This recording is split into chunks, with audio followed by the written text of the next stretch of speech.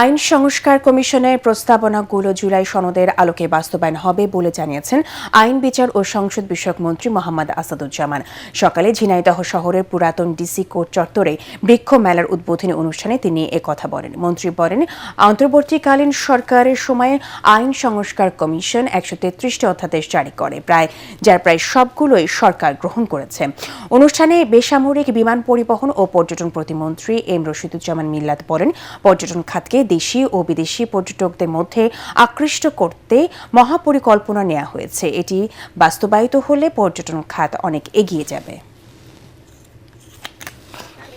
আইন সংস্কার কমিশনের প্রস্তাবনার আলোকেই 133টা অর্ডিন্যান্স অন্তর্বর্তীকালীন সরকারের সময় জারি করা হয় এবং সেই অর্ডিন্যান্সগুলোর মধ্য থেকে প্রায় সবগুলোই আমরা কিন্তু সেই সংস্কারগুলো গ্রহণ করেছি।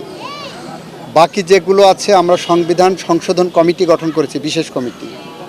সেই কমিটি জুলাই সনদের আলোকে আমরা সংস্কারগুলো এগিয়ে নেব।